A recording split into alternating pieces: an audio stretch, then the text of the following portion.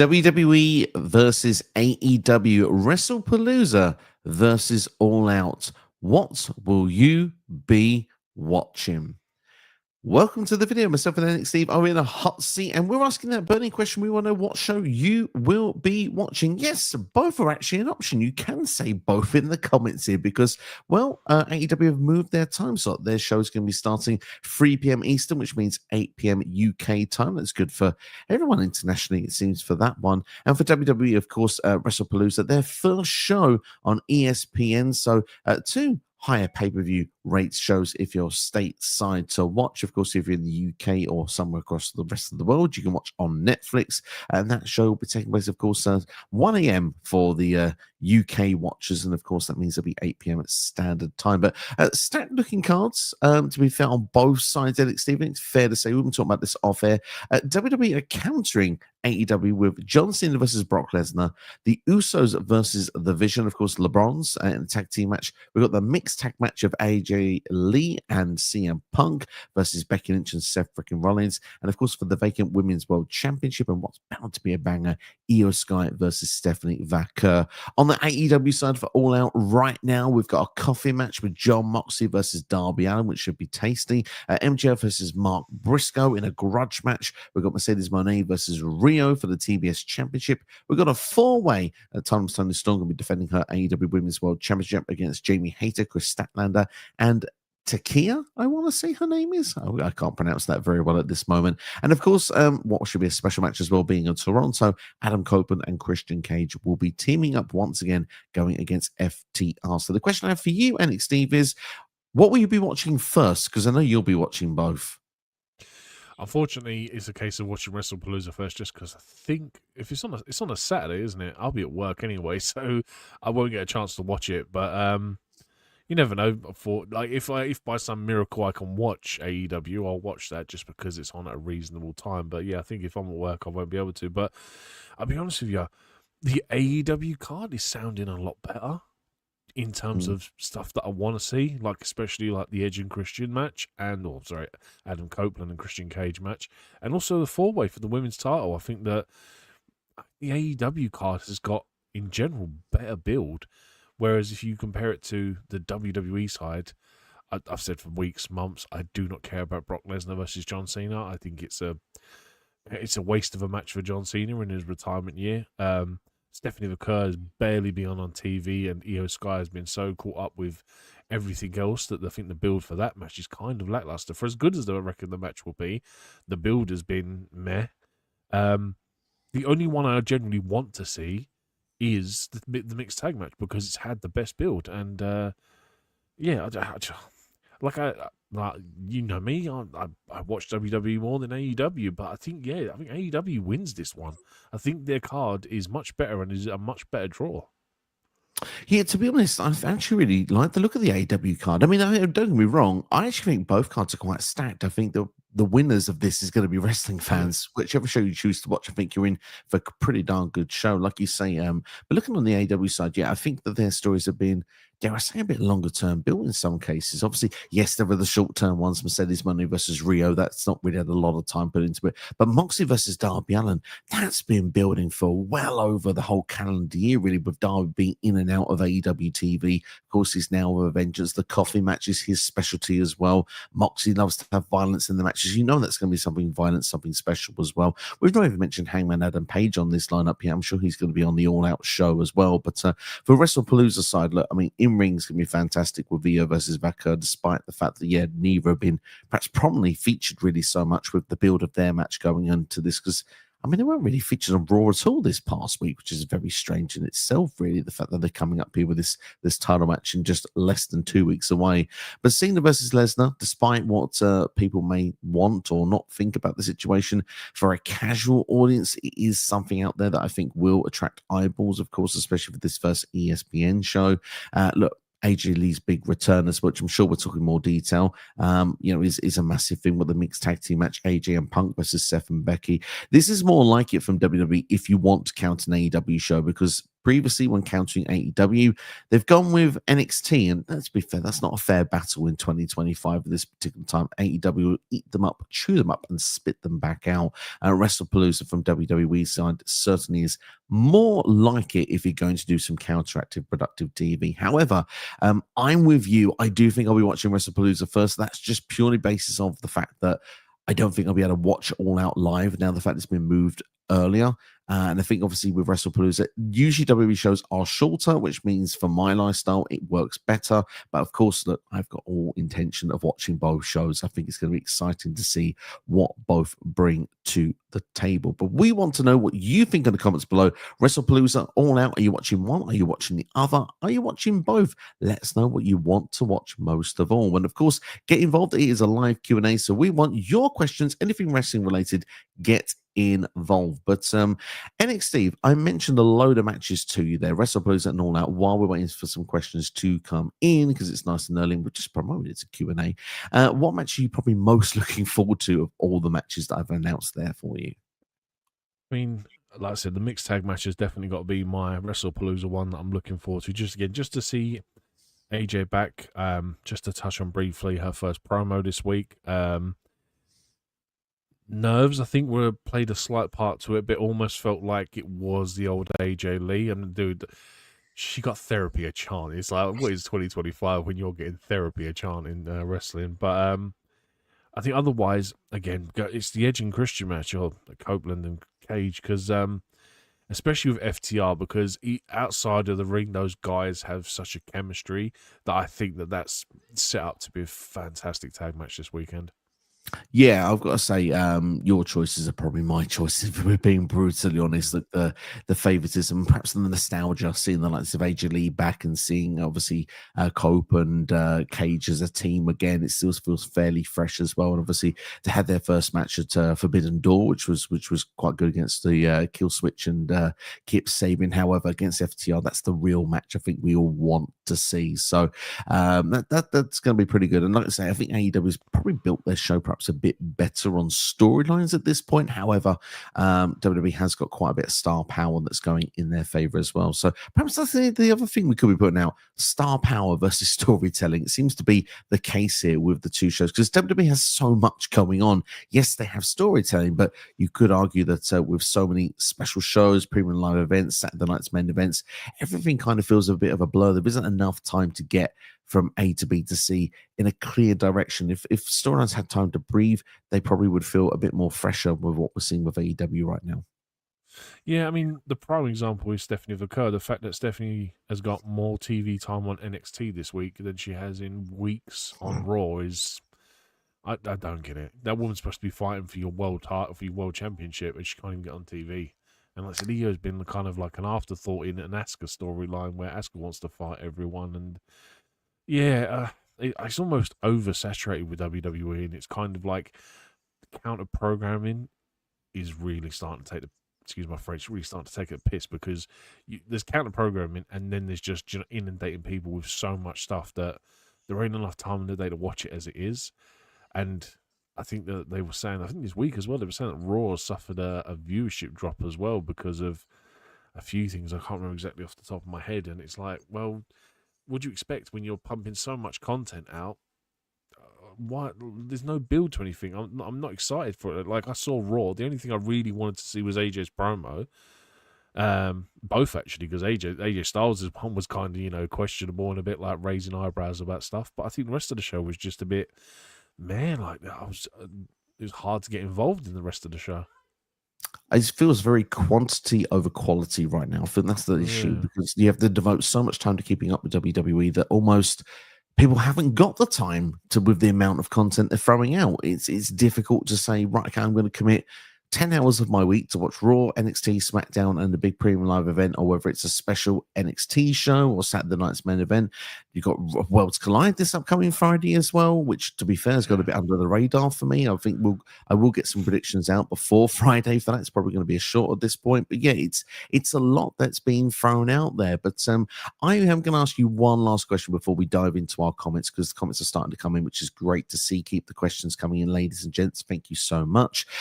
Is WWE bullying AEW? They're trying. I think they're trying, and the problem is it's not working. And we've had this discussion how many times now that AEW has their fan base. People will buy that show.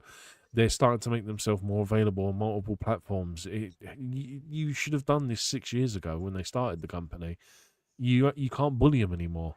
If you really wanted to put them out of business, you should have been running SmackDown against it on a Wednesday night back then. But I digress. Look, they're gonna try whatever, but in the long run, they're just damaging their own product. They're losing viewership figures because they decided to go up against another wrestling company, and unfortunately, like there is people out there like you and me that will watch both.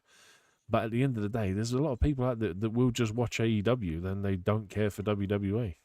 That's the thing. AEW has brought back so many viewers that had given up on pro wrestling, introduced people that were not into pro Yeah. wrestling to this way of pro wrestling, and people like it. And that's why people are checking out AEW. And a lot of the AEW fan base, a hardcore fan base, but WWE wants to grab in that casual audience. They want the people that are, say, into the idea of having celebrities on the show and stuff like that. A different bit of, let's say, a versatility, if you will, a bit of a variety show. I think variety is the way I'm looking for. But at the same time, I agree with you. There is the attempt of bullying, but at the same time, when AEW's got a streaming service on Max, they've got their pay-per-views on Prime Video. They're on TNT every Wednesday. They've been going for 6 years. They've got Star Power, the likes of John Moxley on the show as well. You Mercedes Moné. They've had the likes of Chris Jericho in the past. It's just, it's too late. It's too late, and at this point, like you say, and to be fair, no one wants to see any bullying anyway. But wrestling right now is thriving, and the wrestlers are thriving. The fan base are thriving because there's options out there, and that's great to see. Yeah, they gave AEW too much time to build their own stars. Like Swerve Strickland, let's be honest, when he left WWE, he just come up to the main roster. He coming off a hot NXT run, and they let him go. And what did they allow him to do? They allowed him to go to AEW, and he's become a massive star for them. The AEW signed Will Ospreay, arguably the best wrestler in the world. I'm sorry, but if the best wrestler in the world wants to go to AEW, what does that tell you about your product? Absolutely. Like, I get personal circumstances are a thing, which is why he really couldn't do WWE, but still, he's the best wrestler in the world, and you've got people like Okada coming in from New Japan, and Okada, again, arguably one of the best wrestlers in the world. Your company's got to be doing something right if you want the best wrestlers in the world to come to your company. Oh, well, you're getting these wrestlers. Absolutely. There are a number of talents now that are leaving WWE and going to AEW. Of course, it's vice versa as well. Even people that, like I said, they've built, like, even if you think of, who is the kid, the bald one? I forget his name. I'm sure he's with Don Callis. He's coming from New Japan. Was Ospreay's mate. Oh, I can't remember. Can't think of his name now. There's one of the kids coming from New Japan who used to be a tag team partner with Ospreay. Oh, Carl you look Fletcher. at him now. Carl Fletcher. There we go. Thank you very much. The name always eluded me. Yeah, he came in on for relatively high in New Japan. Wasn't exactly like, thank you, Noob. He wasn't exactly like the highest rated wrestler, but you look how good that kid is now. He's like precipice being one of the top heels in the company. He's that good. WWE shot themselves in the foot. They let them get their foot in the door, and they're not taking it out.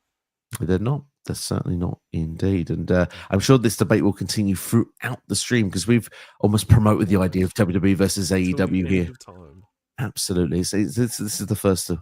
The continuation of many streams, and we'll continue to do it in the future as well. But let's dive into the comments because we've got a load of them in, and we want to get into your questions here today. Throwing as many as you like on any wrestling topic.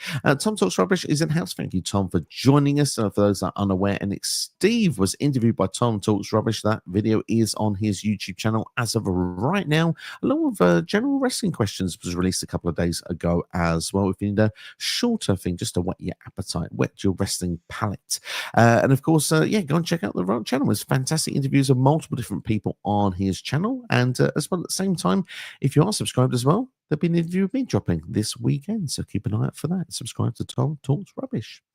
Kicking with Leo in the house, another great YouTuber, by the way. Leo, thank you for joining us. As I think Stephanie wins at Wrestlepalooza. Stephanie Vaquer has a short reign with the title, and I think Raquel wins the title from Stephanie, and then we get to return to Liv Morgan to set up the match for WrestleMania. I like the idea of a Raquel versus Liv Morgan match for WrestleMania.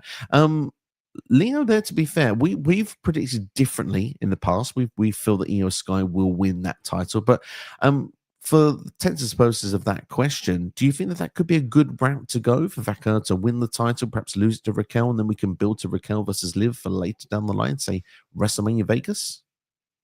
I don't think they've done enough for Raquel to take it. I'll be honest with you. I think Roxanne Perez has probably got more chance of taking it off of Stephanie than Raquel.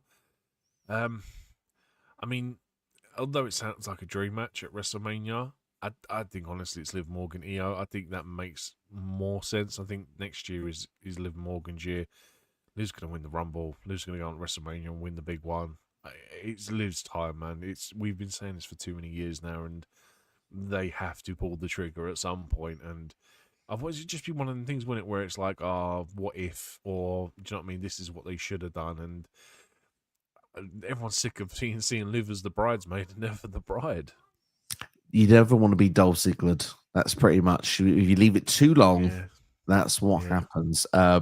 Look, my personal opinion with the idea that Leo's suggested, for those that are late joining us, that there we are. Stephanie wins the Wrestlepalooza. Not against that. Throw her straight into the Definitely deep not, end no. as the champion. That seems an exciting prospect. Maybe Asuka could cost Io the match, or maybe Stephanie does it on her own back. There's certainly some story twist you could throw in there. Raquel to win the title. Look, Raquel had one of my favorite moments in Raw this past week. The way that just seeing Laria's face when she was caught in for that powerbomb finish, and just seeing Raquel with just that sheer anger as well. It felt a bit Brock-like, to be fair. Back in the days, when you see the ruthless aggression times of Brock, it just felt like, that's it. Caught you, dropping you, it's done. I thought that was really good and well done. But I agree with your point. Roxanne Perez probably is more likely the one. My fear is that Liv Morgan returns, actually, and Judgment Day have the same problem as last year, where Liv lost to Rhea on the road to WrestleMania, Finn lost to Damien on the road to WrestleMania. It's almost like a sidestep for Liv to get to the WrestleMania match, to whoever the champion is. Because I agree with you right now. I got Liv winning the Rumble. Yeah, I just can't see it going any other way. Like, again, well, we're not booking it, so anything can really happen. But yeah, so like I said a minute ago, it's Liv's year, man. It's got to be like the amount of times, like even before Liv got injured, like Liv was carrying the women's division. She was top heel. Like the whole time she was feuding with Rhea when Rhea was in the Judgment Day, she was like one of the best things in the women's division. And the fact that you've got people like AJ Lee coming back now, you're kind of thinking about the possibilities now. Like Liv Morgan versus AJ Lee sounds absolutely killer. Give them two some decent promo times. It would be great. Get Dom versus CM Punk. That'd be fantastic. I need a Dom versus Punk match on TV. We've seen them at house shows, Definitely. but need the real thing. Not a fan cam, please. Speaking of AJ Lee, Leo goes and says, I think AJ Lee wins the IC title from Becky, and 2026 will be the year of first Rumble elimination and Money in the Bank as well. Interesting stuff indeed. Goes on to say that AJ Lee will get eliminated by Roxanne in the Rumble, setting up a dream match of AJ Lee versus Roxanne Perez at WrestleMania for the Intercontinental Championship. Now, that's something I certainly would wet my palate. I think AJ Lee versus Roxanne, certainly for WrestleMania, would an IC title be something that would be a cherry on top of that cake? Yeah, absolutely. Why not, man? Like, once you get this tag match out of the way, if you get the opportunity to put the IC title on AJ, they should do it, man. Like, we know AJ's back now for the foreseeable future. Throw a title on her. Why not? Especially something like the IC title when you've got a should be Hall of Famer, a probably will be Hall of Famer in the next couple of years. Like, why not throw that IC title on her? Give that title some more lineage. Absolutely. I mean, to be fair, the holder right now is seen as the best in the world, and she's not just saying it. Sports Illustrated's also just saying it as well. I've got to say, quickly, Becky Lynch. That's probably one of my Fire. favorite catchphrases every week, because it's like almost like a Jerichoism. I feel a little bit like, you have these little catchphrases that come in your promo each and every week. That was something that I used to see in old school wrestling.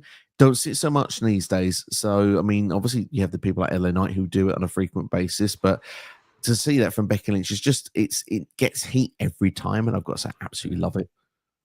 Yeah, it's just like you said, some generic old school material like Boo Hill Town kind of thing. It's it's fantastic. But just on Becky anyway, the last couple of weeks, like I was a bit unsure about sticking Seth with Becky again, because obviously I'm going off of the last run they did together when they were both baby faces. But honestly, Becky Lynch elevating herself in this rivalry, I think it's fantastic. Just the interaction with Punk last week was just great, and the sell job she did for AJ on Friday was fantastic, and even Monday, the way she portrayed the black eye and trying to hide it, and even Seth interacting with AJ, just some top quality entertainment stuff. Like, I generally was laughing my head off, and if you can pop me, it's fantastic in my eyes. Yep, that's it. It's hook, line, and sinker for you at that Yeah. point. Quick question: the IC title match that was suggested there, which we assume after a mixed tag team match at WrestlePalooza would be the natural direction forward, a singles match between Becky Lynch and AJ Lee. When is the right time? Becky Lynch, AJ Lee, IC title. Is it Crown Jewel or is it Survivor Series? It's probably gonna be Crown Jewel, just because Becky is a marquee name. AJ Lee has the lineage, the heritage, the history. I could really see it being a Crown Jewel match. I don't really want it to be, because I think if they are going to drop the title, it probably should be on a US based show, just for that bigger reaction, which it should deserve. I'm not throwing hate on the Saudi crowds, but they're not exactly the most. How do I put it? I don't even know. They're not even exactly like the most. I don't know. Like, you expect certain reactions from crowds at shows, and the Saudi ones, I think, never live up to a reaction, and it almost feels like you have to pump audio in for those ones. But if they was to do it at Survivor Series, I wouldn't be against it. It's just timing. It's the card size. It's what they're going to do with it. The problem with Survivor Series as well is, we're going to get a War Games match, and that match alone is going to be an hour long. So you got to think about the rest of that card that's going to be on. Absolutely. The thing is, it's good news for you. Crown Jewel's in Australia this year. Oh, sorry, my bad. You say Crown Jewel, my brain instantly goes to Saudi Arabia. Hey, why not then? But maybe, because that could be your feel good moment. Because I think Rhea loses. If Rhea's having a singles match, she's losing this year in Australia. She can't win them all, and I think that the AJ winning would be the crowd pleasing moment where someone you want to win wins. Could be interesting indeed. From now forward, Crown Jewel will be known as Crown Jewel Australia for our streams, because I think for both of us, it's just my brain, mate. My brain just I forget the smallest details. Like I said, you go Crown Jewel, I'm instantly, and you say Great Royal Rumble, I'm going Saudi Arabia. Do you know what I mean? It's just the way my brain works. And that was a Saudi show back in the day. But Nuba's been helping us with some facts so far. And Nuba's asking how we are. We're doing well. And Noob, we want to know how you're doing. Hope you're doing well. First proper question from Noob then today. Is it just me or is WWE reversing the roles of Asuka and Charlotte Flair? Recently, fans hate Charlotte winning titles as a heel and Asuka losing big matches as a face. Well, they are swapping them around, aren't they? At this point, Charlotte is a champion, but as a babyface, Asuka is, well, she's winning matches. She beat Nikki Bella this past week on Raw, and she's kind of a heel right now. Yeah, I'm waiting for the payoff with Asuka though. Like, it's whoever EO talks to, Asuka has a problem with, and I'm like, okay, where's the payoff for this story? I presume it will be when EO wins that title, and there will be some sort of match between those two going forward. In terms of Charlotte, look, I think Charlotte, putting her in a tag team was the best thing they could have ever done, because you've got the crowd behind her now. But again, I think since they've won the titles, minimal TV time as well. Yeah, there has been a little bit of minimal TV. I think that they've tried to protect Piper Niven, because she had like a bit of a knock and injury. It took her off the SmackDown Paris show, so they had to then do storytelling of why Charlotte and Anna Bliss couldn't defend the tag title. So they went with Charlotte picking up an injury, and then they've played on that this past week on SmackDown that Charlotte's still not cleared. So I think they're trying to wait till Niven can come back on screen to progress that storyline properly forward. But yeah, that's why I think their TV time's been suffering a little bit as of the moment. But little hot take from me. Hot take, snap this if Optus is watching this. But yeah, hot take. I think that Asuka is currently building or starting the build for our Survivor Series Women's War Games match. It seems to be having issues of whoever EO is talking to, or perhaps whoever's on the side of EO. Look, right now, it could be Io Sky, it could be Rhea Ripley, it could be Nikki Bella on one team for this rate at this moment. You wouldn't be surprised to see Stephanie Vaquer on that side either, especially if Asuka was to get involved in the Io Sky match at WrestlePalooza. But on the other side, of course, Asuka has Kairi Sane right now. I'm sure she could get a few heels that could be going up against them as well. But time will tell if that will be a prediction that could work in or not. But just something a bit of food for thought, because we are starting to get into that War Game season. Yeah, I mean, I don't know. Yeah, it's kind of just a case of, because it's so up in the air at the minute about what they're trying to do, if they decide to even do a women's War Game match. Because again, in terms of story, I'm struggling to think who you would team Kairi Sane and Asuka up with. That's the problem. Unless you're going to go, I don't know. Remember that maybe there's something on the NXT show coming up, and Asuka can recruit a set of people off there. I don't know. Simply, what I would say just now, if Vaka was not involved in it, for example, you had Rhea, Nikki, and Io Sky, put the women's tag team champions Bliss and Flair on side, because the Kabuki Warriors could go for those tag team titles. And who are the other people that I have a problem with, the women's tag champions right now? Secret Harvest, get Chelsea Green inside War Games. Oh my god, I'd love it, but it'd just be like watching someone just run around the two cages for 20 minutes, half hour in fear of doing anything. But I wouldn't do it. It sounds entertaining as hell. It would be. Just put her in last. That's just the way to do it. And then she just doesn't want to come out of that cage. Yeah, that would be the way. Someone has to pull her out of the cage. Someone chases her up the cage and she's just stuck there, clinging onto the top of it for dear life. Yep, sounds good to me. I'm already sold. Noob goes on the same. I believe Asuka is costing Io the title at Wrestlepalooza, second match between them two at WrestleMania in Las Vegas. I got a feeling, like I said, the match, it could go as far as Vegas, but I have a feeling it could be before this rate. I don't know. I have to wait and see. Obviously, there's so many of these WWE shows going on right now. There's 2 Saturday night main events between now and the end of the year. So we've got obviously Survivor Series, we've got Crown Jewel, we've got probably something else coming that's not been announced yet. So it wouldn't surprise me if it's sometime before, but I would be surprised if Noob was correct. Yeah, I wouldn't be surprised either. I just think it's too far to drag that out for the next 6-7 months. I think is a bit of a stretch for an Asuka Io match at WrestleMania. Certainly would be indeed at this moment, in my opinion. But CD is announced. C Nation Dog, thanks for joining us to give his prediction on Rich Swann wins the Call Your Shot and then First Class, cashing on the Hardys to win the TNA Tag Team Championships, ruining the Hardys and Dudley's feel-good moment, making them the most hated heels in TNA. Now, that's what I like to call a bold prediction there. Could you see the Hardys and Dudleys having their tag team match ruined at Bound for Glory, potentially by a tag team such as First Class, who are looking to get some more heel heat? Look, if you're right, if you want more heel heat, perfect. I don't think it will, though. I think it's supposed to be the Dudley Boys' last ever match.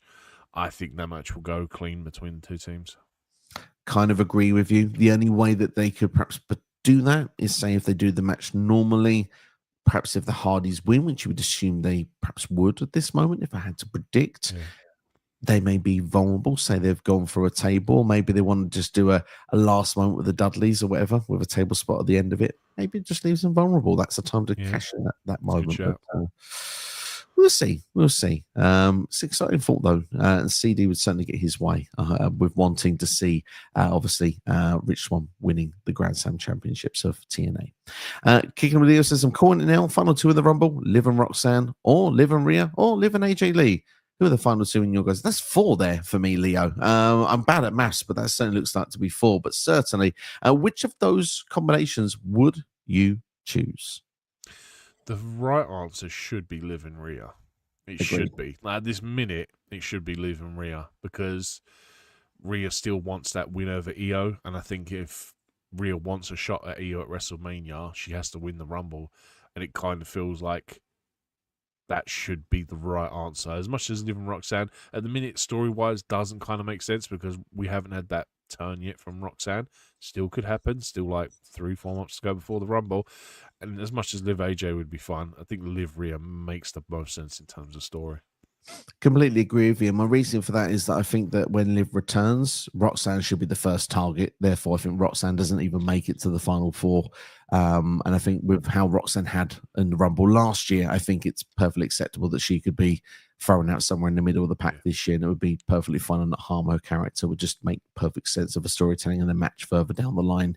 Liv and AJ Lee, as exciting as that would be, again, I just feel for me, like you said, the history of Liv and Rhea, and they've been in the final two of Rumbles before as well. So it's something that can really click and really work, I think, with the fan base. And it's almost, dare I say, a passing of the torch moment, because Rhea obviously has had the banana skin when it comes to these moments in the last sort of 12 months. It would fit her current character as well. But like I said, Liv has never really had the best of Rhea when it comes to the actual matches, unless she's had interference helping her get through these matches. When it's one-on-one, Rhea always wins. So to see the fact that Liv actually would then come out on top in that way, where she's not got help, I think would be quite a cool little moment, just to really sort of solidify Liv is the one for WrestleMania. Yeah, I think as well, if you have Rhea in her kind of overconfident point of view, do you know what I mean? Where Yeah, they're going to stand opposite each other, and Rhea's going to be like, "Look, we've been here before. We know how this goes. You're getting eliminated," and then have the surprise of Liv beating Rhea, and it would be almost a really good narrative and a really good turn for Rhea, because Rhea's going to be desperate to get to WrestleMania to face Io, and then Rhea has that almost a John Cena run through the chamber, and she has to win chamber to get to face Io at WrestleMania. I think that would be a much more interesting character dynamic for Rhea. yeah. Liv, that you can do whatever with Liv until WrestleMania as long as she gets her match. Absolutely, yeah. I agree with all of that, to be fair, what you just said. Noob says here, Rhea Ripley versus Asuka for Crown Jewel will be a good place for a showdown. It certainly feels like there'll be a big singles match they're really building towards at the moment. And yeah, I like the idea of Crown Jewel for that one. If they're not going to do the tag team match of VO and Ripley, or I don't really want Nikki Bella and Rhea versus Asuka and Kyrie, to be honest. So Ripley versus Asuka feels like the right match for me as well at Crown Jewel at this particular moment. Yeah, I think that because it's in, like I said, I think Rhea has to lose this year in Australia. She can't win them all. I think there has to be 1 year where she loses. The tag match is probably a safer bet for her to lose, because you can have a tag team partner take the pin and protect her essentially. But even if you did this, I would still put my money on Asuka to win this year. Interesting. Especially if you're going to build towards Asuka versus Io. If Io wins that title, I think Asuka needs that win. True story. That's a really good point you've made there. You may have swayed my opinion just by saying that last sentence. CD says Oscar is super annoying, but I guess that's the point. Kind of have to agree. I'm a bit hot and cold with currently the Oscar storyline on Monday Not Raw at the minute, each and every week. But my favorite part is just seeing Kyrie very awkward in the middle, and then literally being shouted at when she doesn't immediately follow.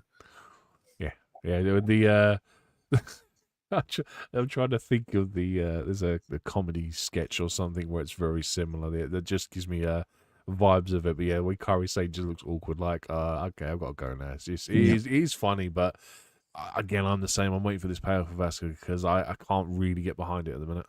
No, maybe it needs something, and maybe it just needs Wrestlepalooza to kick into next gear.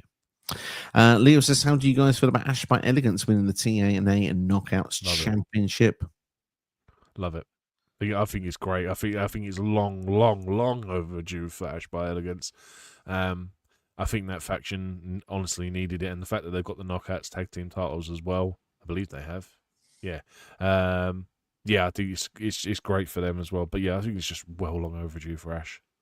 Yeah, I agree with you. I mean, she's someone that's not really had that sort of big moment in WWE like that with a singles championship. So she's won TNA's top title back for TNA on a WWE premium live event, despite the fact it's NXT, and it's still massive in its own right.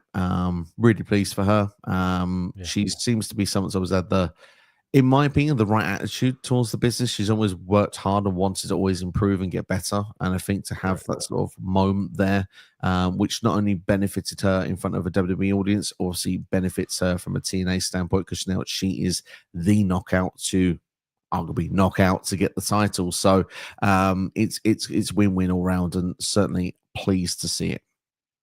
Yeah, agreed. Absolutely.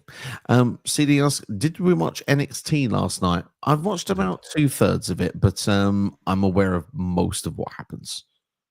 Yes, we was just talking about before we started the fact that Tyler Breeze randomly challenged Ethan Page. Although that is random, I'm kind of excited for it. I think that just having Tyler Breeze back, I think, is just an exciting prospect, because he's one of he's an old school NXT wrestler, which is the whole point of this whole homecoming thing. The DIY Trick Mello combination was a bit meh, but again, I'm looking forward to it. I think it's going to be a really killer tag team match. Tiffany, Rhea, and Vaquer versus Fatal Attraction. Sure, why not? I'm sure it'll be fine. Yeah, like I said, there's going to be some good stuff on the show. It all feels a bit lackluster in terms of story and build. Like there isn't a lot there that has sustenance in terms of story build. I just feel poor Tavion Heights. He wins the flag match against Ethan Page. Tyler Breeze just gets a selfie and just gets the title match. It just doesn't make any sense. Yeah. Do you guys want homecoming predictions? Let us know in the comments. I'm flagging a pole match in 2025. I couldn't believe it. I was shocked.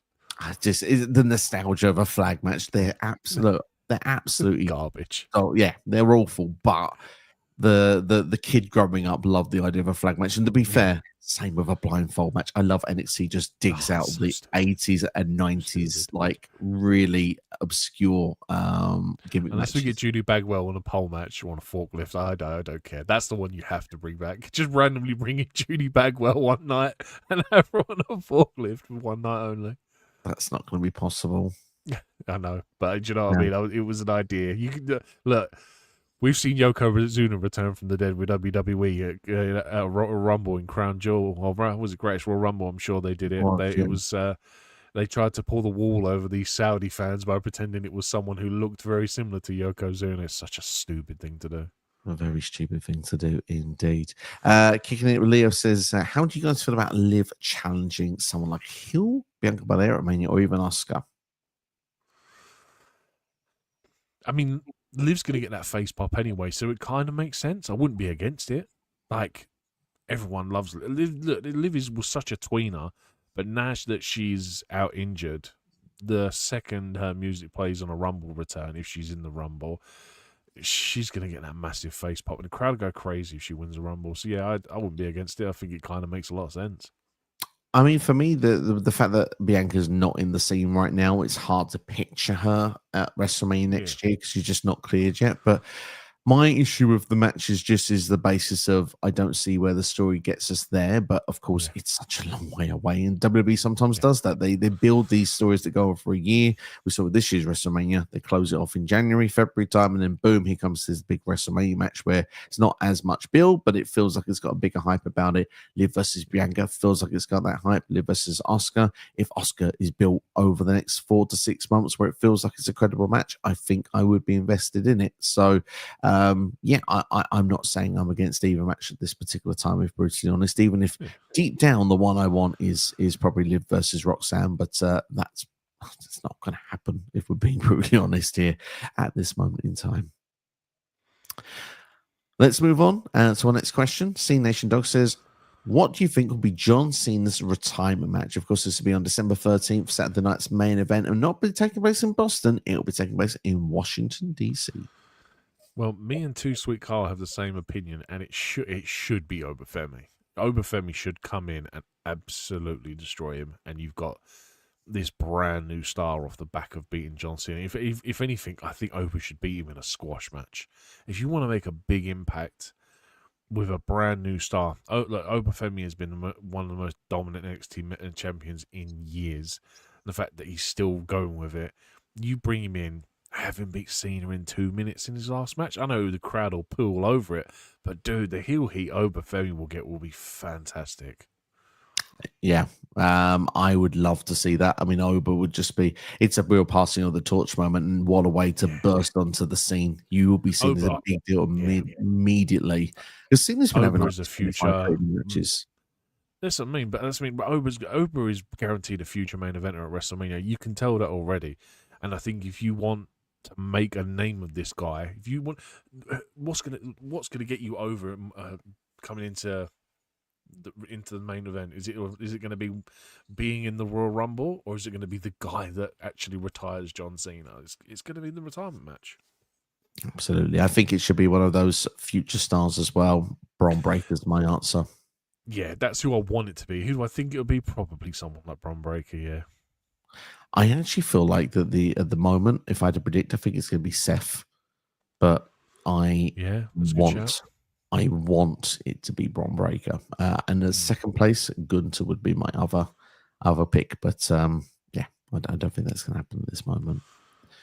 Yeah. CD says, I'm talking about after the match, Hardys and Dudley shake Oh, hands and then first class attack both teams, then take the Hardys tag team titles. That seems a fair way to do it. Gotta love it. I wouldn't. I wouldn't be against the Dudleys doing a post match beatdown of the Hardys' infuriation of losing the match and then them taking the advantage, but it will probably go down that way. There'll be a handshake and then the first they'll just jump them and take them all out. Certainly, indeed. CD goes and says, I think Sami Zayn wins the Royal Rumble next year. The challenge Seth Rollins for the World Heavyweight Championship at WrestleMania 42, while Roman Reigns faces Braun Breaker. That's an interesting combination of matches there for WrestleMania 42 right now. Arguably, that's big established names against up-and-coming names, although Sami Zayn has been in a WrestleMania main event previously. Would you be down for these couple of matches? No, because I want Seth to face Punk. I'm going to keep saying it every time. I would love to see Sammy in a world title shot at WrestleMania next year, just not Seth Rollins. That is CM Punk main event night 2. I won't have it any other way. If I don't get it, I'm going to be highly disappointed. But no, he's got that US title at a minute, and they kind of need to get that title off of him before he even thinks about it. It might be a case of he loses it in a match before the Rumble and then he's in the Rumble match and wins. I wouldn't be against it. But I think it's almost too obvious for Sammy to win the Rumble, even though it kind of should be him because of where it is. But we'll see, man. Time will tell. Do you know what I mean? Watch this space. Anything can happen. I think so as well. And I think the most interesting part is if Sammy doesn't win the Royal Rumble, the biggest heel heat to whoever throws Sammy out of that Rumble in Saudi is going to be that person that will instantly build. That will instantly build a mania match in itself there, if it's not Seth Rollins. But we'll have to wait and see what will go down. But I've got Punk at the minute now winning the Rumble. It was Sammy for the whole year. Now it's Punk at this moment because Sami Zayn, like you said, has won the United States Championship. Obviously, he's now adopted John Cena's United States Open Challenge, which is quite fun to see. The US title being defended probably each and every week. You imagine Carmelo Hayes will go for it at some point. Maybe people from NXT, Triple R. Bring Mr. Iguana on there. Obafemi, why not? Bring Oba. That's his call up. But yeah, what's your thoughts of Sami Zayn bringing back the Open Challenge for the United States Championship each every week? That was his way of getting through and his debut to the main roster. Yeah, I'm not against it. If they could do the same thing again and bring up someone new, all for it. It's kind of like, is it going to be a case of Sammy loses it from an Open Challenge, though? That's the real kind of kicker, because I don't want it to be a case of there's an Open Challenge, someone comes in, we get shenanigans, and then we have a 3-month build to Sammy eventually losing that title to someone because of shenanigans. I'd rather it just be a case of that someone wins it off of him from an Open Challenge. Again, I'm going to keep saying it, like an Obafemi. If he came in and won that United States title off of him, Sammy, do you know what I mean? Completely obliterate him and then just have Sammy win the Rumble. It just makes a hell of a lot of sense. Fancy booking idea for you now. Sami Zayn defends that title on a weekly basis from guys from, let's say, Raw, SmackDown, NXT, maybe Triple R as well. And then we get to around January time, just before the Royal Rumble, and a certain TNA wrestler's contract expires. Say his name and he appears. Give Joe Hendry the United States Championship. Wow. Dude, I love it. Love the sound of it. Yeah, I mean, look, if you want to get someone over straight away, again, putting a US title on him is not a bad thing to do. He wrestled at WrestleMania this year against Randy Orton, so he could instantly be brought in on main roster. He does not need to go through NXT anymore if he wants to sign the dotted line with WWE, which we assume he will do. Yeah, I agree. I mean, it would just be a case of who does he face at Mania for that United States title, like LA Knight, whoever. Like LA Knight, Joe Hendry at WrestleMania sounds killer.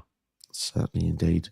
Welcome to Dominic Perez, by the way, who's joined us in the comments here. Has asked the question, who do you think will win? Stephanie Vacco or Io Sky? Thank you. Hi from San Antonio, Texas. Well, thank you, Dominic. Join us from San Antonio. Hope you're doing well and having a good day. And Nick Steve, your current prediction for Vacco versus Io Sky? I want Vacco. It's probably going to be Io. Kind of feel the same. Want Vacco, Io is the pick. I just think right now Io's the established, and I think now that Naomi was champion, I think Naomi would have found a way to defeat Vacco, which I think would have soured a lot of people. at least this way you can make a very game Stephanie Vecchio who's ready for that level, but it's just not the right time at this moment. And I think there's more storylines you can play with an Io Sky as champion right now than Stephanie Vecchio. It's not all more natural storylines. It easily fits into the puzzle pieces that we've currently got on Raw each and every week, where Vecchio, I think, will be better suited right now for the IC title picture. Yeah, agreed. Let's go through and see what else we've got. CD here with a couple of comments. Says Kyrie saying it's like an abusive relationship. She wants to get out but can't get out. Poor Kyrie. Yeah, poor Kyrie. Yeah, blink twice if you need help.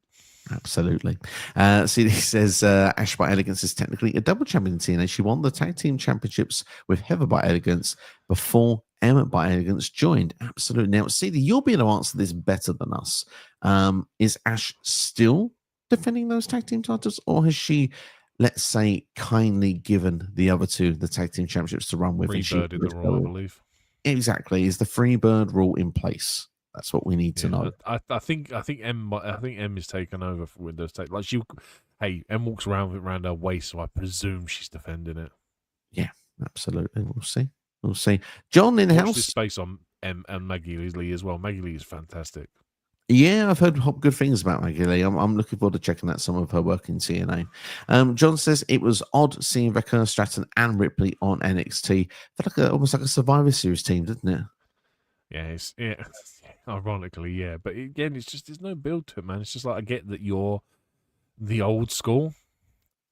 It needed something, and it was like you've had JC crapping all over Fallon and I forget the third one because my brain is like a sieve. Jasmine Nix. There we go. Thank you.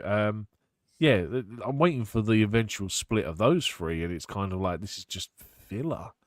I'm like, well, couldn't we? Like, I expect them to lose because it'll obviously probably lead more towards it. But I'm not going to complain. What a team with Tiffany Stratton, Stephanie Vecchio, and Rhea Ripley. Like, if you want three people on a team, it's going to be them three. Certainly feels like you're not going to feel bad if you got them three on your side, are you? To be fair, when it comes to any battles, so yeah, it does feel like a super team at this stage. CD goes and say on TNA's website, all of them are there. So basically, they're using the free bird rules. There we go. Awesome. CD has got the facts for us once again. Ash Brannigan will probably let the others defend it, and she's still the one third of the Knockouts champion. So yeah, technically a double champion still, nonetheless. Let's go back into more here. CD's got quite a few comments coming in. Get your comments in if you want to get some questions in before we wrap up today. And like I say as well, hit the like button, share with friends, subscribe as well. We've not talked about Jey Uso yet. I want to talk about LA Knight as well, so maybe we might get to the hour mark today. CD says, I want NXT homecoming predictions. We can deliver, but I probably won't do it on his channel since it's basically a regular episode of NXT with some big matches. Big matches is enough for me to do predictions, I won't lie. CD says, I want Obafemi to squash John Cena in his final match. NXT, you may get some momentum behind your wishes there. But CD thinks we'll get Seth Rollins versus CM Punk for the World Heavyweight Championship at the Royal Rumble, but wouldn't mind it being at WrestleMania. To be fair, we all thought we was going to get it at Wrestlepalooza, and they've swerved us with this mixed tag team match. So true indeed. Triple H knows how to delay a title match. Kicking with Leo says, I need CM Punk versus Cody at Mania for the title. I think Austin Theory should either join the Vision as we head in Survivor Series or move him back to SmackDown. I don't know how long Austin Theory is out injured for. I think that's the key part of that, because I'd like to see him as part of the Vision. He's the perfect job guy for the group if they wanted to throw one in.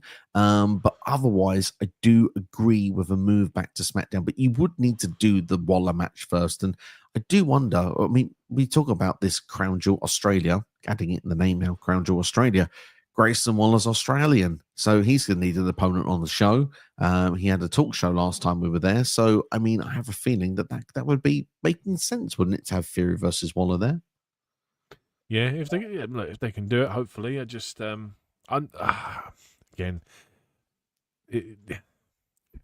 He should have had a match the first time around. I don't understand why. Like, they do these shows halfway around the world to get these certain styles on the show. Like, I imagine Bronson Reed is probably going to have a match on it. I know he's not from Australia. I believe he's from New Zealand, but it's that side of the world, you know what I mean? And there's an opportunity for some family or whatever to see him wrestle. And he missed the last one because I think his wife was pregnant the last time around, which was why he missed it.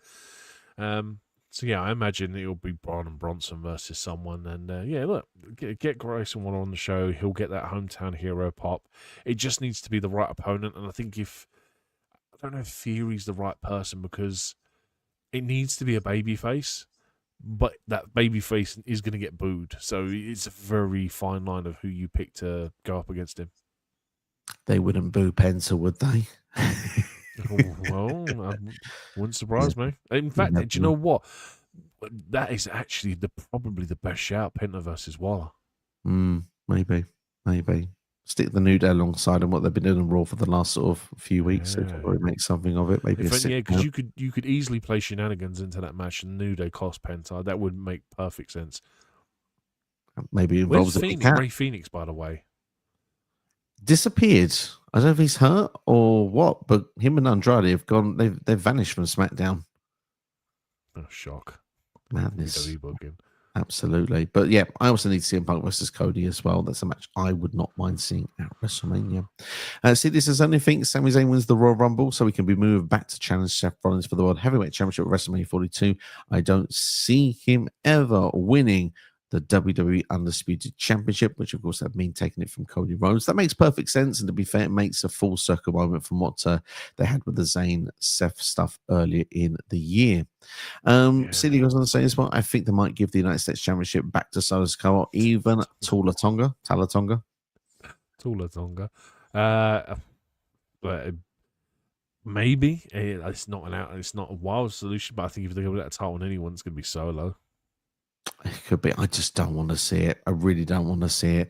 Tala Tonga takes the United States title off Sami Zayn, so we get Jacob Fatu versus Tala Tonga for the United States Championship. Again, politely, I just don't want to see it. I think they did the right thing getting the title off of Jacob Fatu, because once they put the title on him, they realized, crap, we want to make this guy a megastar, and he's the United States champion. And how do we get the title off of him to then, move on afterwards? They've now figured a way of doing it so that Jacob Fatu isn't going to win that title again. So I'm like, let's just move him up the card, quietly move him up the card away from the United States title, so that maybe at some point him versus Cody or him versus Drew, those are the sort of matches I want to see Jacob Fatu have. But that's just personal for me. I'm not. Hikuleu's talented. Tala Tonga, he's a talented dude, but he's so fresh and new into WWE. Feels quite green still for me to the WWE style. So again, it's one of those things where I'm like, I really want it to be someone like Carmelo Hayes, for example, would be great. I just feel like he's going to have a match and the Miz is probably going to cost him. That just seems the most WWE thing in the world right now. Yeah. And that'd be funny if you throw that United States Championship in between Miz and Carmelo as well. I think that'd be a good story to tell. That could be quite a good story that they could go with. When will Javon Evans finally become NXT champion? Oh, stand and deliver next year? Should we throw an account on the line? When does Obafemi leave NXT? Because I'll tell you what, I find it very hard to believe that anyone will be. It will be. I wouldn't be surprised if they do the Asuka route and he has to just hand over the title because he's on main roster now. And I think it's the right thing to do for me. That, or it's a multi-man match. So if at any point they do a triple threat or a fatal four-way or a fatal five-way or a Rage in a Cage or a Slam in the Van or whatever, as long as there's more than two people in the match, I think that's probably your best opportunity, as long as Javon Evans is one of them. Absolutely, I agree with you on that one. But I will say stand and deliver. Got to roll the dice, haven't we? Let's be honest. Yep. Leo says I think Rhea wins the Elimination Chamber to face Bianca at Mania 42, because I think for that one match will be massive on the SmackDown brand, and I think that they want to separate Liv and Rhea. Makes perfect logical sense for me. Obviously, they were building for Rhea versus Bianca in a way, but they just added Io into the mix before. So yeah, I feel it's a match that will happen at some point down the line. Yeah, I just, again, it depends on whose title's on, because I think Rhea Io is the one, because they've been telling the whole Rhea hasn't beat Io story for ages, and that kind of is the thing that they're trying to focus on. Certainly, indeed. CD says we need to get Seth Rollins versus LA Knight for the World Heavyweight Championship at some point, because technically he's the only member of the Vision to not pin LA Knight. Isn't that weird? But then again, LA Knight's losing too many matches in that case. But at the same time, what I will say, he pinned Rollins earlier in the year, despite whatever anyone said. And I think I want to say this is a good point to say. I think the time's now to push LA Knight. I think it's the time. if you look at sometimes you can put people in matches and they lose, and that's fine. He lost his title match that he had at Clash in Paris, but it's what you do afterwards that helps you develop your character further. And I just Yeah. think LA Knight has got a bit of grit. He's got arguably a bit of piss and vinegar in him. I think the way that he doesn't trust people, he's willing to do things on his own, but then at the same time, he was willing, once he saw people on his back, let's see. And then Jey Uso obviously then betrayed that trust immediately. LA Knight is he's playing the Stone Cold card. And I just think Exactly. his reactions are getting bigger each and every time he comes out. He's having good matches. He's not winning all of them, and I think that's the slight issue we have. But other than that, look, I'm on the gravy train. I think LA Knight it's been a really good move for him so far going to Monday nights, because he feels like now some main eventing Monday Night Raw on a weekly basis. He feels like he's not a mid carder anymore, and that's got to be a compliment going towards him with the move to Monday Night Raw. 100. I was just about to say, I feel he is getting a Stone Cold Steve Austin build, and yeah, 100%. It's just a case of, look, you look at who the world champion is, and again, I'm gonna say it: Punk versus Seth at WrestleMania kind of feels like the biggest match they can do. It's just a case of he's not probably going to get an opportunity until at least after Mania, which is fine. I don't mind that. You just have to keep him relevant and in the title scene. And I think that if he's going to do a run with Jay for the foreseeable future, whether Jay's turning heel, who knows? But I think that's a good thing to keep him preoccupied and still keep him on telly. Absolutely. Jey Uso is a bad guy now, right? Is he a bad guy after Monday Night Raw?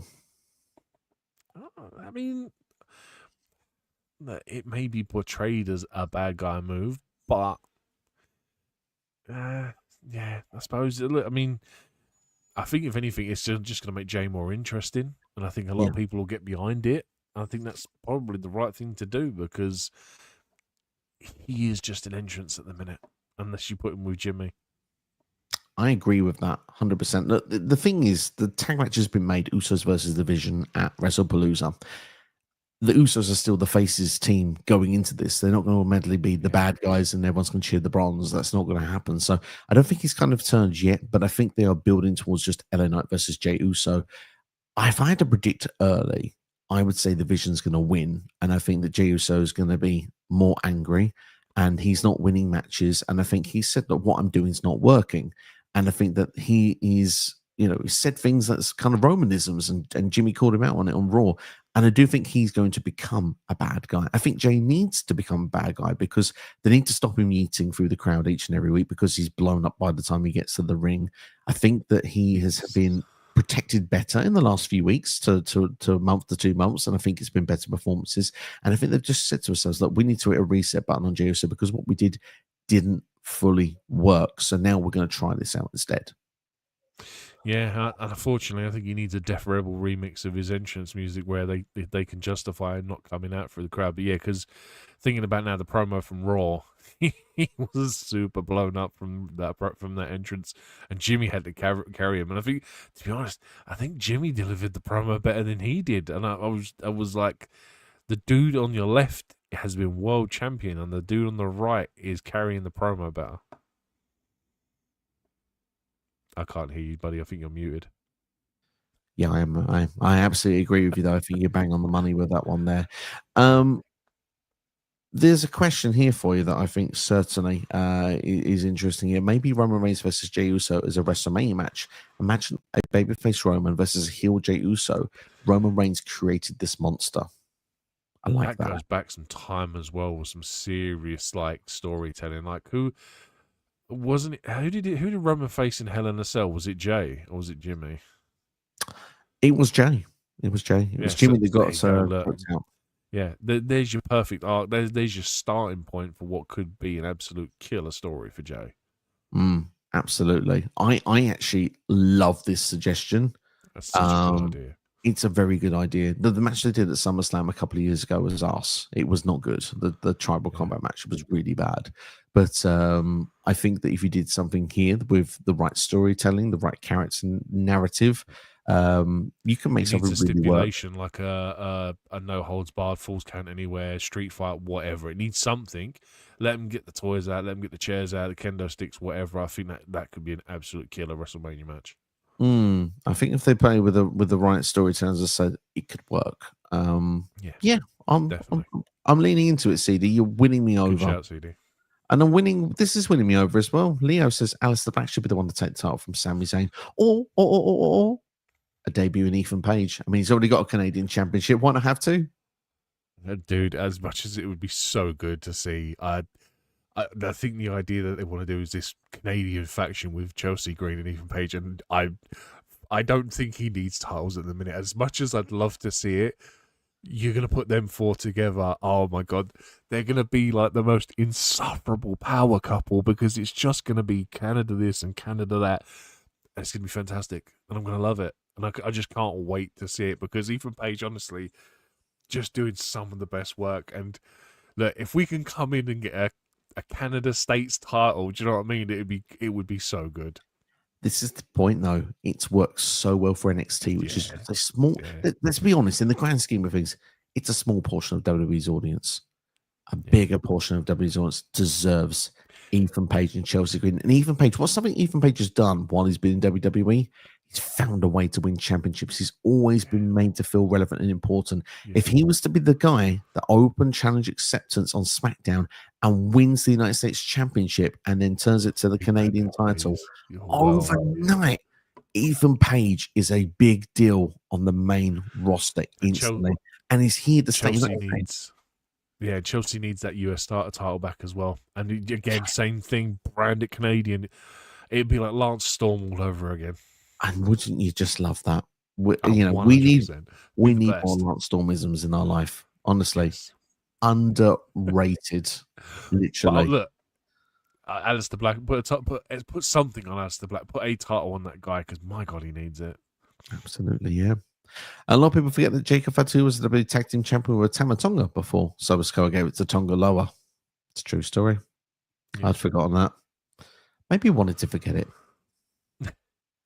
Maybe. I don't know. I thought the Usos would have thrown Judgment Day to win the World Tag Team titles, but that isn't happening. That Jay is a bad guy. Well, if Jay's a bad guy, but yeah, at the moment, I start to question it. The thing is, it could be a massive swerve, and actually, Jay's just going to be just a bit more edgy and the face.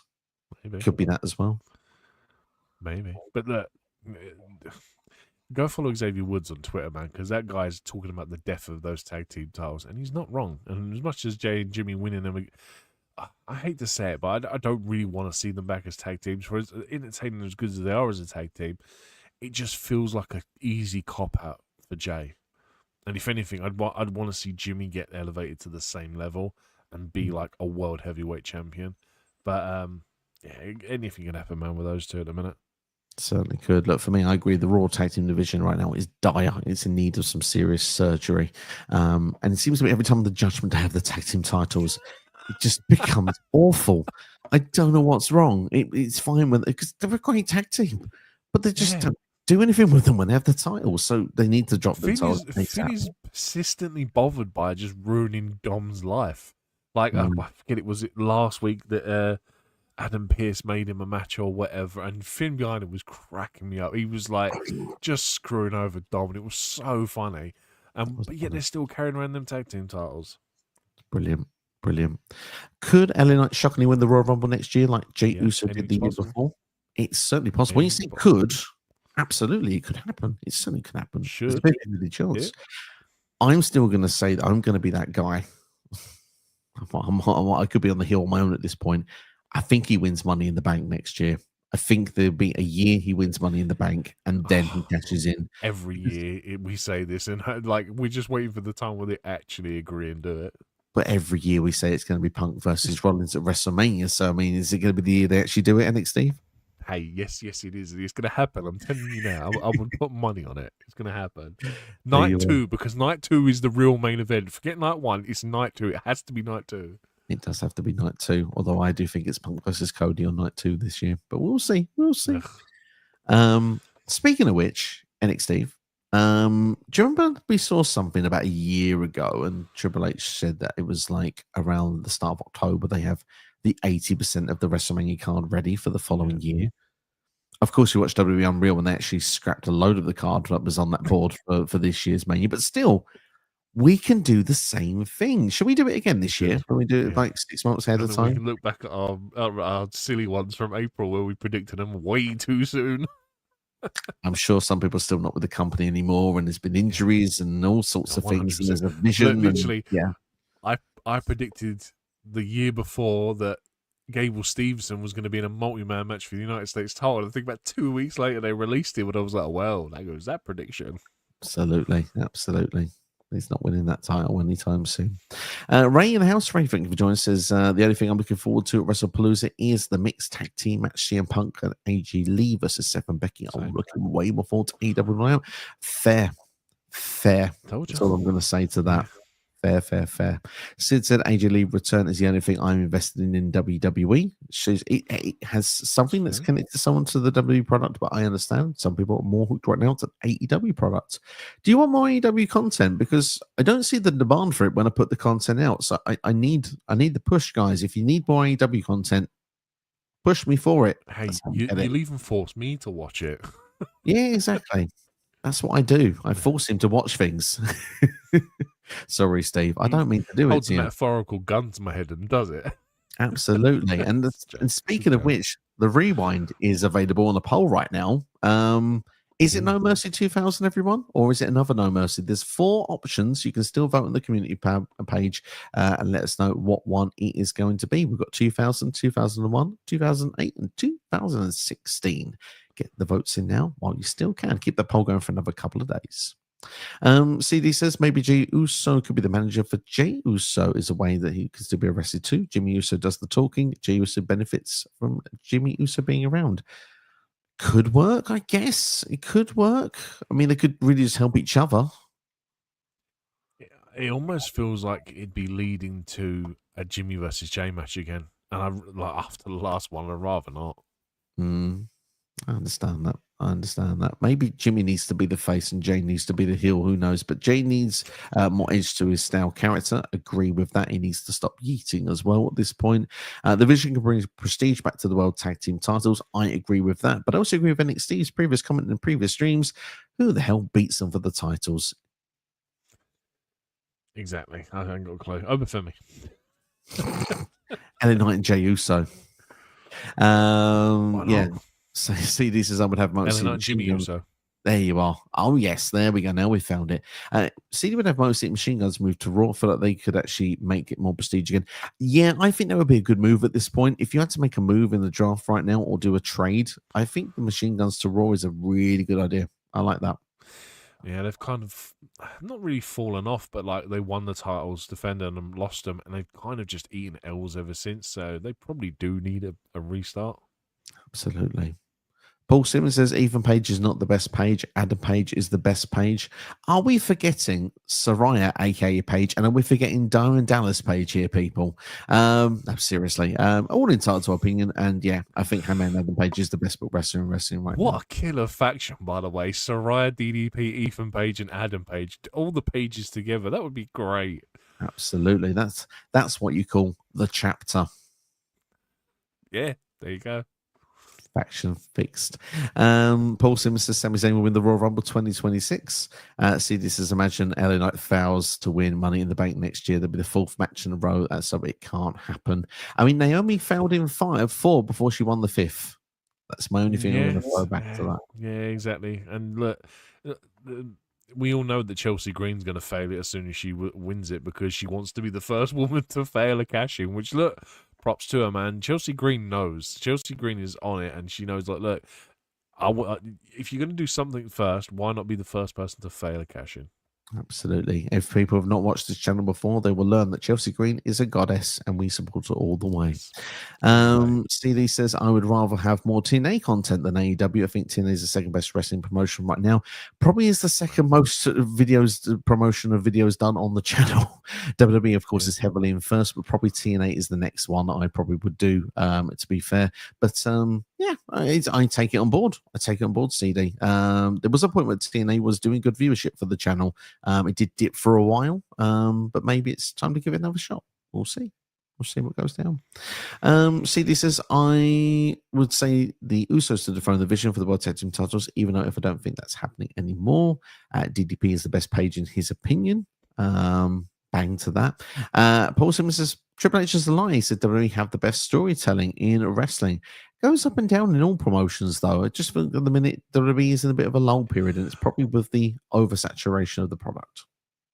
What has been the best wrestling story so far this year? Good question. Tell me. Because it's not John Cena's heel turn anymore, is it? Because that felt like a wet fart.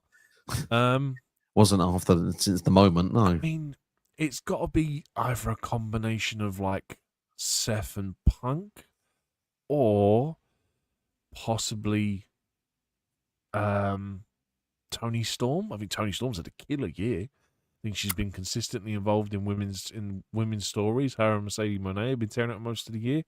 I'd even, I would have said Will Ospreay, but I think he's out injured now, isn't he, for the foreseeable future? I don't know.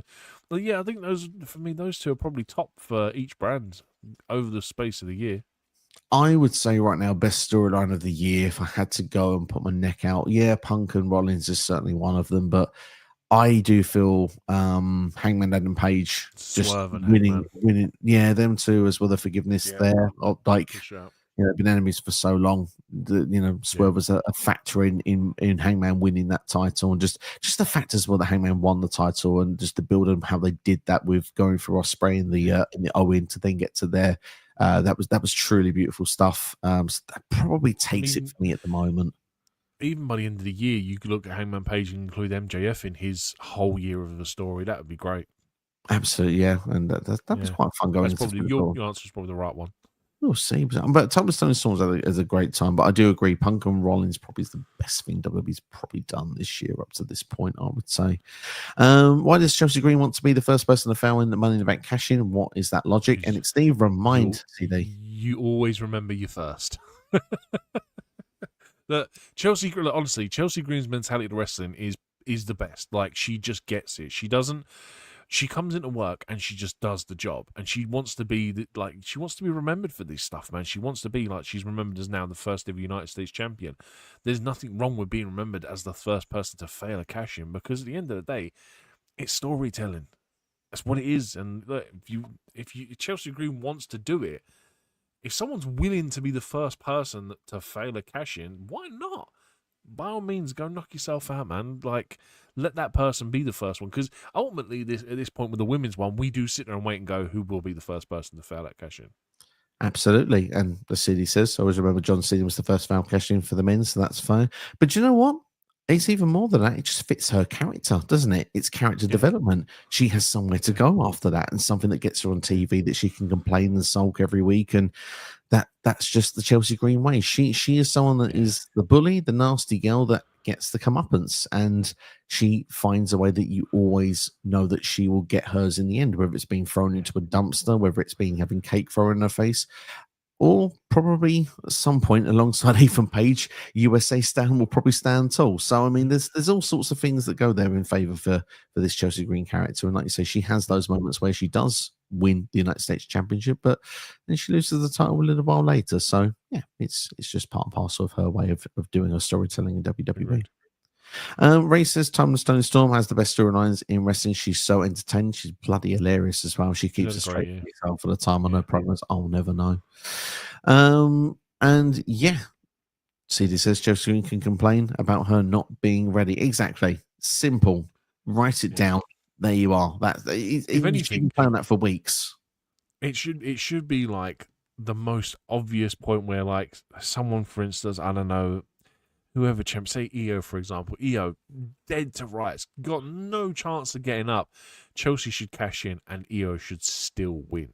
Because not only does that build the integrity of EO Sky as a wrestler, being able to honestly have 0.1% chance of winning a cash in, and then you add that to, and then obviously you have Chelsea's then development of being like the first person to fail a cash in, because it's just something for her character arc. It'd be great for both people, the result of Chelsea Green failing that cash in. I mean, for me, I can imagine the Chelsea Green cash in as well. Like, say this, you said Io Sky as an example. Let's do that. She was women's world champion after Wrestlepalooza.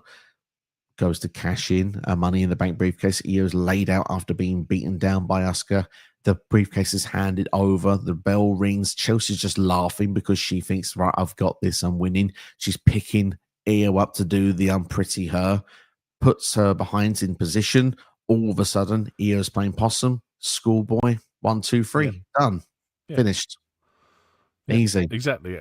Yeah, and the thing is it will get the pop that it deserves for EO being able to retain that title, and Chelsea, like I said, Chelsea Green will just work off the loss. Like it'll just be something it'll be a character for the next year probably, because until the next Money in the Bank comes around. And everyone remembers that facial. And last thing we'll say on Chelsea Green is, well, remember the Royal Rumble when she came back and she was eliminated in 5 seconds? Everyone moaned about it. Everyone complained about it. But what most importantly were they doing? They were talking about it. If she'd been in that match for 15 minutes, just thrown out random after it, no one would have remembered it. Everyone would have forgotten it by now. But 5 seconds, her suggestion, everyone remembers and everyone talked about it. So Yep. she knows what she's doing. She knows what she's doing. And that Unreal episode really dives into her character. It's definitely worth checking out. So yeah, Definitely. and last mention now, Chelsea Green there. Also first ever Women's United States champion. So she likes being the first for stuff, even if it's negative. There you go. Would you be happy if WWE signed Private Party after they leave AEW? Yes, if it's NXT. Yeah, because Main Roster division isn't nothing. And mind you, NXT's has gone downhill since Fraxium lost it. So yeah, look, if they can inject something into any tag division, sure, why not? Yeah, NXT needs Raw and NXT needs surgery on that tag team division desperately. SmackDown is the only place where tag team wrestling works, and they have the shortest show of the week to get them all on there, and they have White Six as champions. But hey, it's what it is. Right, very last topic. Because we're getting near time, I think now. So thanks everyone for their questions in the comments. But I'm going to talk about AJ Styles. AJ Styles on Monday Night Raw came out on the adverts of the Netflix show. So he said basically just me and you talking to the audience. I don't have a Gallows. I don't have an Anderson. Meechin's on SmackDown. This has been done on purpose. Someone doesn't want me here. What's this all about? This is obviously a storyline they're trying to do. They're trying to get people talking while Netflix is on the air, because WWE hasn't seemingly acknowledged it, but it's everywhere on the dirt sheets and stuff. What's happening here? Oh no, it's on their YouTube as well. They've blasted it. AJ Styles choosing to WWE or whatever it was. Yeah, they're milking it for what it is. Look, it's I text you as soon as it happened because I was an idiot and stayed up to watch it live like I normally do because I'm a dunce. I genuinely thought this was a very shoot promo, and I was very surprised by it. And I don't know, man. Like, I know AJ put up a tweet a couple of days ago about like his time's almost done, whether that him being retiring or whether it be his contract with WWE. I don't know, because you hear certain things on the dirt sheets that he's lining up conventions and stuff after his WWE like contract runs out, and WWE want to extend it apparently. But yeah, it's I don't know. I'd like maybe it's AJ Styles genuinely wanting to leave WWE and go out in the best way possible, like almost like an Undertaker kind of leaving WWE style. I mean, I don't want him to retire. I want AJ Styles to wrestle forever. But, you know, the guy's, 49 now? And it's kind of like, there's only so much he can do. And I don't like, and he obviously didn't take my last recommendation about changing his style up in terms of in-ring. So, yeah, I don't know. I think it's probably storyline more than anything, because why would you give someone a live mic for him to then shoot on someone not wanting him being there? So, it probably is story. Just what's the payoff? Who is going to be that person? Because it can't be Triple H. We can't get Triple H AJ Styles. So who's it going to be? That's the key part. I mean, is it Adam Pearce? I don't know. What they looking to gain here? Maybe. What are they looking to gain? I'm not sure. Is it so he gets moved to SmackDown and then all of a sudden it's an issue with Nick Aldis? I don't know. I don't know. That's the only thing I can see is like a GM problem, because it seems to be an authoritative tease. Possibly, yeah. But at the moment, it's too early to judge. But it certainly was interesting note on Raw, and it's something that just made me think, where are they going with this? I also wondered if it's something of where AJ wants to start getting himself into a group or a faction. I mean, for example, we've said for the longest time, if and when Judgment Day break up, you suggested the idea of a tag team with Finn Balor, which I think is something that would be quite appealing. Especially, I think eventually Dom, Raquel, Roxanne, it's all going to break away. I can see Finn and JD still being together, but maybe them alongside AJ Styles. I don't know. Something like that could perhaps maybe work.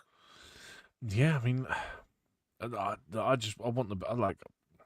I'm going back some years now, but like I remember the club coming in and just taking over, and beat up John Cena, and good times, man. And AJ as a world champion, and it's kind of like you sit and think to how long ago AJ was a world champion, and you think, oh yeah, he'll win that title again, and he hasn't. And Mm. I don't know, putting him with Dragon Lee. I mean, look, Dragon Lee gets the AJ Styles rub. That's great. But what is AJ Styles? Sorry, AJ Styles. What? No, I'm getting confused with Dragon Lee, AJ Lee, and AJ Styles now. Dragon At Lee the getting the rub faction. of AJ Styles is great, but what does AJ Styles benefit from teaming with AJ? What does he get from teaming with Dragon Lee? I mean, unless we're gonna have like 3 El Grande Americanos versus AJ Styles and 2 other people, I don't know. El Grande is kind of fallen off. I don't get me wrong, like his new music, think it's better than the old one. But I just think he's fallen on deaf ears now as well since Crawley was revealed that it was Chad Gable because he spoiled it himself, the dunce. The Creed brothers have disappeared. I've just realised as well since that they're not on TV anymore. Shock. Yeah. So's Ivy now. Shock. It's just the way. It's just the problem. Like you have these factions to make sure everyone gets on TV. As soon as like one of them gets injured, no, off TV. Does WWE need a draft? I feel like there needs to be a bit of a shake-up all of a Yes. sudden. Yes, 100%. They need a draft, and it needs to be a really good one. Like I'm not being funny. You need some people to go back to NXT that are just not doing anything. Mm. And like they've sat there and brought back a whole catalogue of people this week for a homecoming show. Look, why not just put them there permanently? You want to get these new stars over. It's really hard to get new stars over when there's no one for them to go against. NXT does feel a bit bare right now, if I'm being honest. I think too many people have been called up, and I feel that there's some people on Raw and SmackDown not being used that could perhaps benefit with just some time in NXT. They used to do the loan system. They've not done that for a while. And I just feel we've mentioned that mostly Machine Guns would be great to help re-energize Raw's tag team division. That would be good because they're not doing a lot on SmackDown. I look there and think to myself, certain people would just do with a move. And I don't know. I think it's I think time. mostly Machine Guns in NXT would be great. They originally were meant to be in NXT. Yeah. Originally were meant to be. Also, there's the question of, we see the rumors that was online. Those WWE might do their draft with ESPN. It might actually be on a WWE show. It might be an ESPN special. Is that something that interests you, or do you need it to be on a WWE show? I'll catch it on the highlights, thanks. Why are you segregating half of your fans? Because we don't get ESPN over here in the UK. Or if we do, it's probably a paid-for channel. So what? Like, we'll probably get it on the YouTube or Netflix or something. It's a very American thing. Like, it almost feels like they're trying to do the network drafts that they used to do. I don't know. It's stupid, but yeah, they need a genuine change up, and it needs to stick to these people. Like, we're getting too many crossovers. Like, I'm not complaining about Punk and AJ last week coming to SmackDown because you got the AJ Lee return, but we're seeing too many people be on both shows, and that is pointless when you have such big rosters because people are just disappearing. Is it better to do a WWE draft in 2025, or is it better to just continue with the trade system? Draft. It just makes more sense. Fair. At least because at least with the draft, people know who's on what show going forward.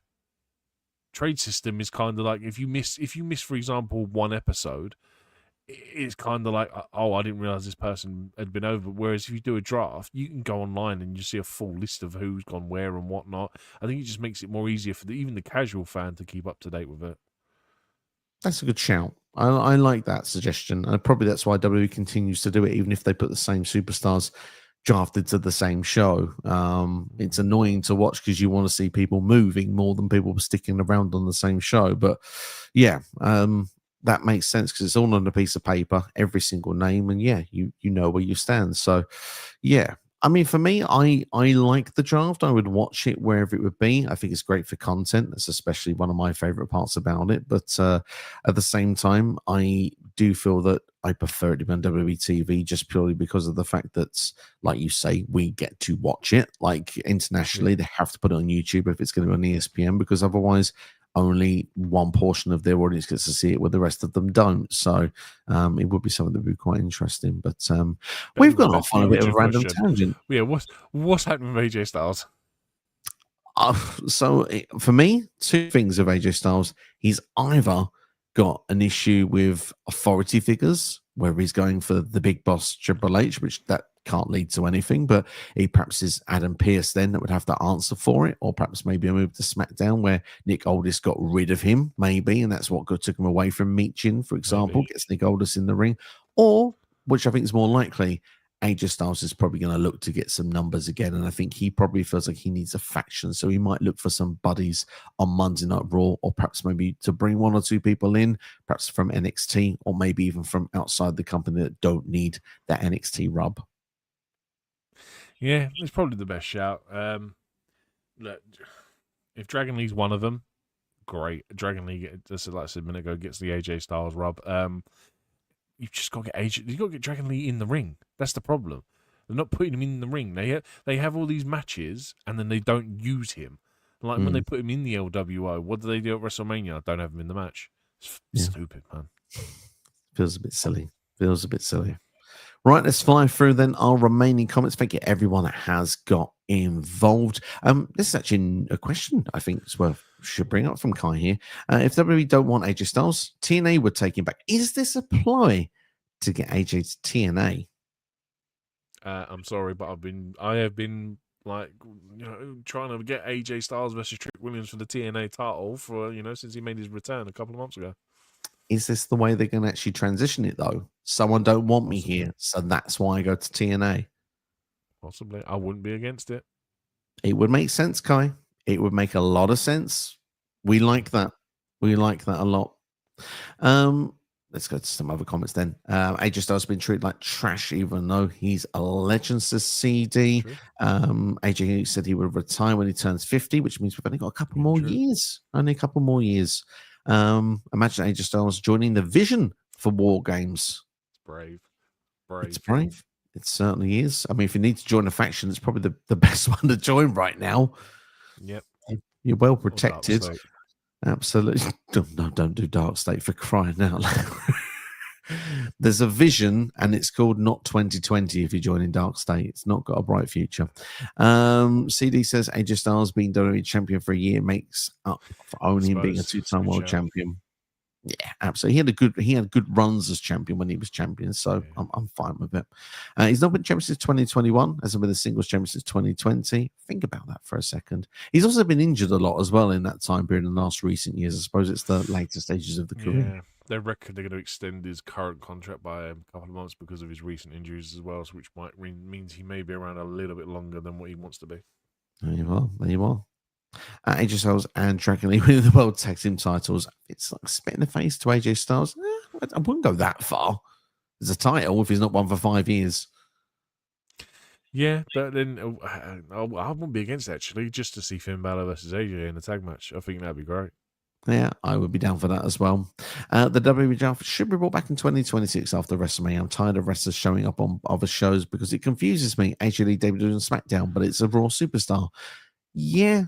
It's Chicago. That's the fact, isn't it? Geography played a part in that one. Absolutely. And I guess they couldn't do it. They could have done it in Paris, but Chicago was the better shout. Yeah, 100%. There you are. AJ Styles versus Nick Aldis would be fire. This would be AJ Styles' final match in TNA. So imagine it'd be his final match in WWE. Oh, look at that. Oh, look at that. Don't tease me, CD. Don't tease me. Because I want Nick Aldis back in the ring anyway. So it'd be criminal if that guy doesn't have a WrestleMania match at some point. Absolutely. AJ Styles, Randy Orton, the stuff's there for making it happen at some point in the future. And imagine if AJ Styles brings over TNA to invade WWE on the main roster. Talk about mouth watering.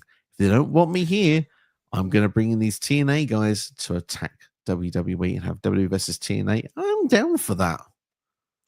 I wouldn't be against it. I'm just trying to think of, like, I'm sure TNA is really thin on numbers compared to the SmackDown and Raw rosters. But then again, you're bringing in people like the Hardys, Joe Hendry. There's star power there that could work.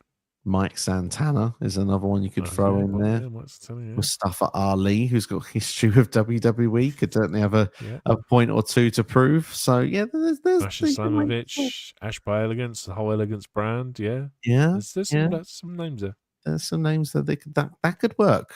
I like the idea of that. AJ Styles, what was he talking about? Let us know what you think in the comments below.